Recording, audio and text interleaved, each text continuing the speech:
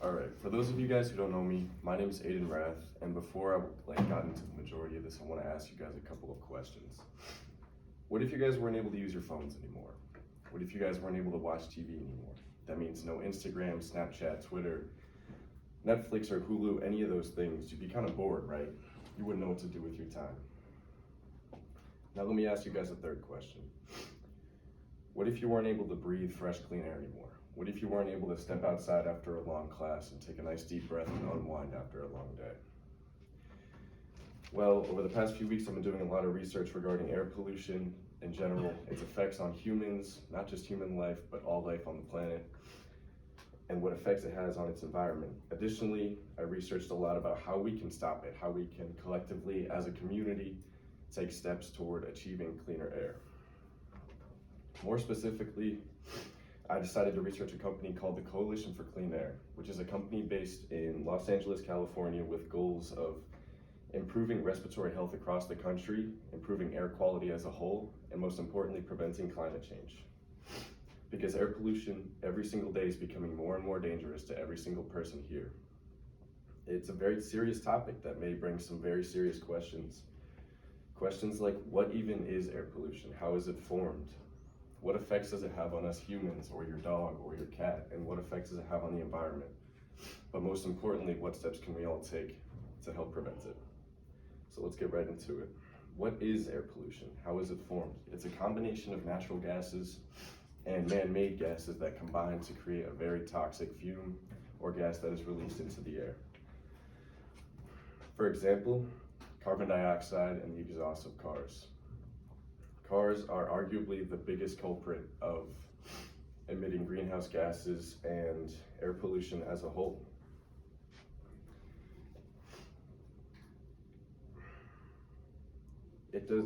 Air pollution takes place all over the world.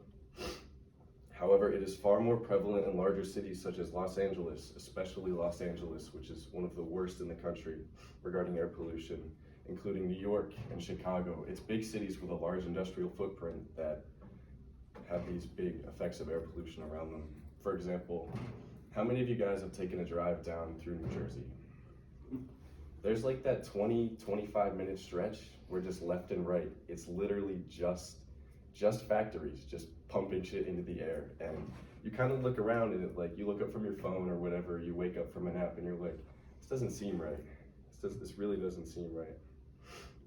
So I've given you guys a little bit of background knowledge as to what it is, where it comes from. I want to get into the effects of it. The effects on us, the effects on the environment. Air pollution is linked to many respiratory diseases, such as chronic obstructive pulmonary disease, also known as COPD. It's linked to asthma, and it's even linked to lung cancer.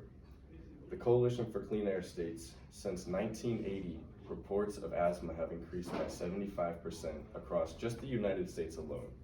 The United States is not, it's up there, but it's not near the worst countries for air pollution. Additionally, 16,000 people will die every single year without having smoked a cigarette a day in their lives. Take a moment to step back and think about that. People practicing good respiratory health are dying from things that are preventable and things that are caused by only us. However, the damage is not only limited to humans and your dog and your cat. It's also very applicable to the environment. For example, visibility. I'm not sure if any of you guys have heard of the smog issues in China over the past decade and a half, even more than that. Air pollution also plays a really large role in acid rain, and it also plays a large role in the blocking of sunlight. If you guys didn't know, sunlight's pretty important. It delivers a vitamin called vitamin D. Vitamin D is essential to bone structure among all life with bones. I've talked to you guys about the risks. It's been pretty negative so far. I want to talk about how we can prevent and lessen the effects of air pollution and improve air quality as a community together. You can number the number of vehicle trips that you guys take.